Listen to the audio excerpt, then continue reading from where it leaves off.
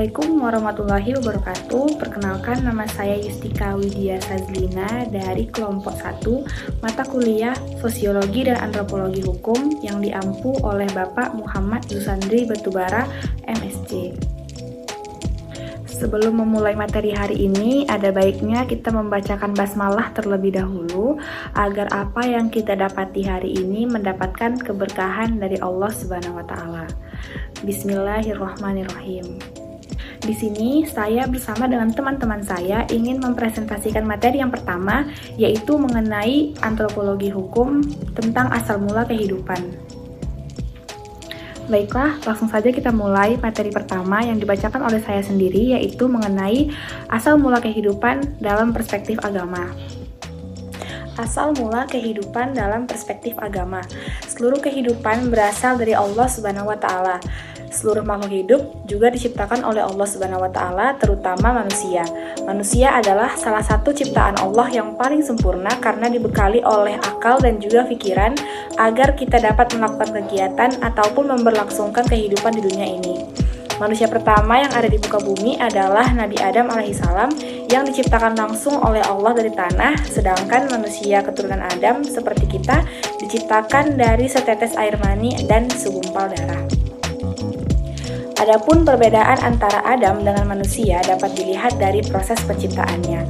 Nabi Adam diciptakan secara langsung oleh Allah dari tanah dan Allah meniupkan rohnya secara langsung kepada Adam.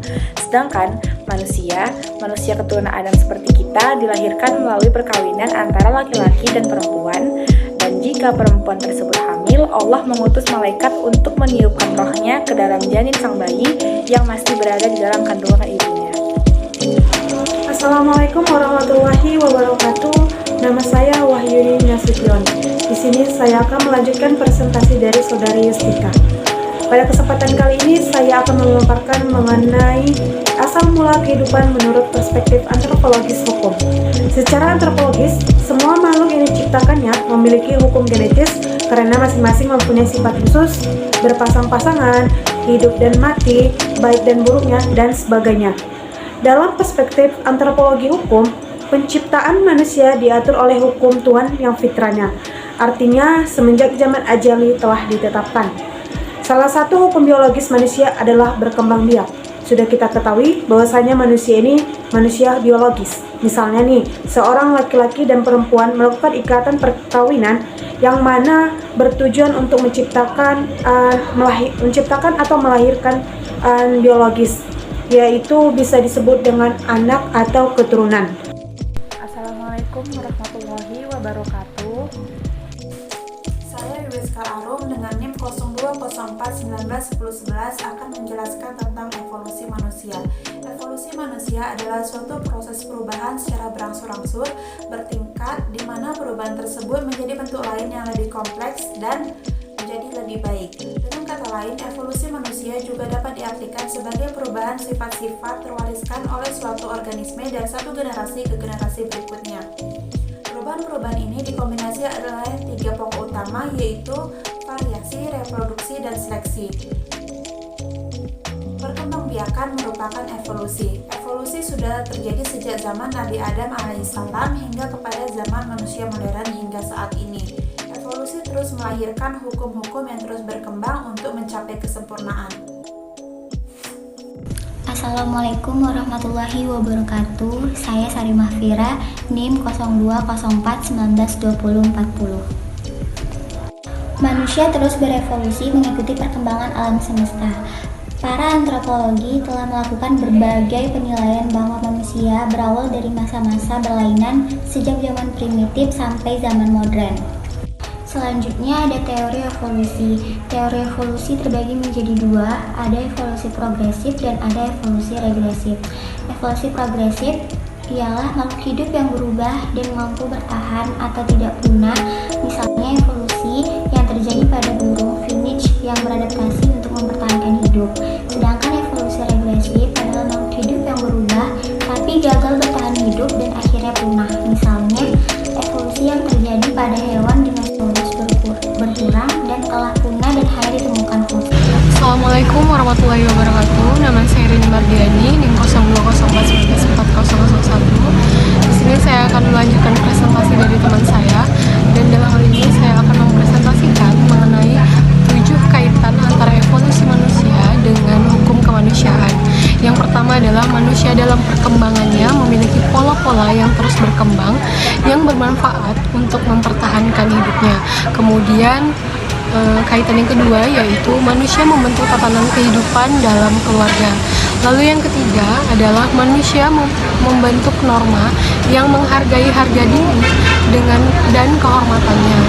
Lalu yang keempat adalah manusia memiliki pola budaya yang dinamis dan adaptif dengan lingkungannya. Kemudian yang kelima adalah manusia tidak mudah menyerah dengan tatanan kehidupan.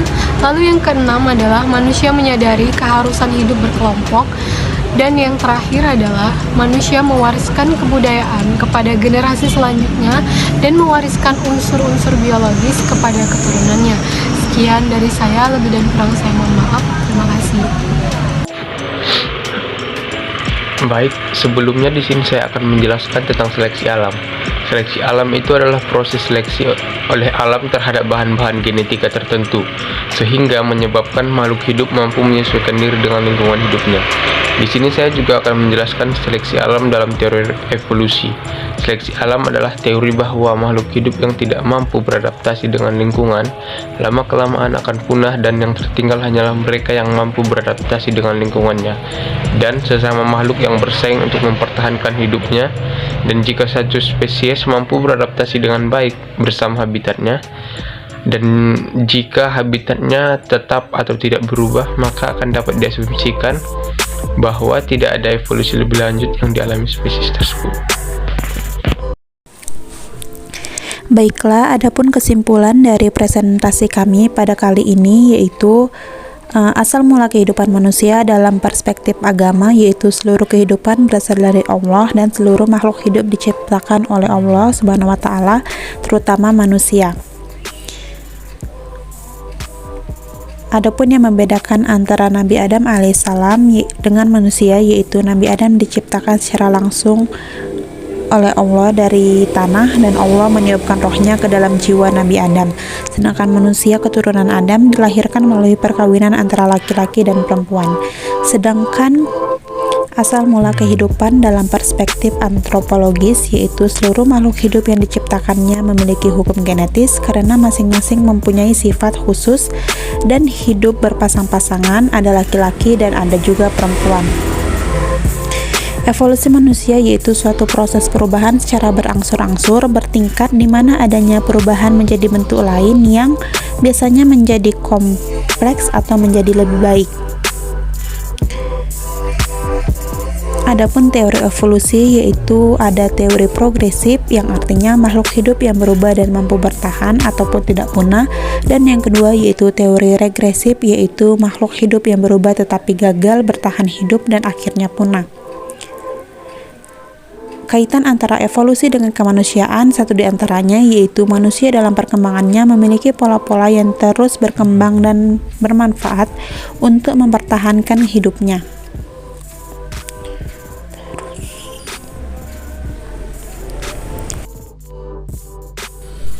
Sekian presentasi yang dapat kami sampaikan. Jika ada kesalahan dalam penyampaian, kami mohon maaf.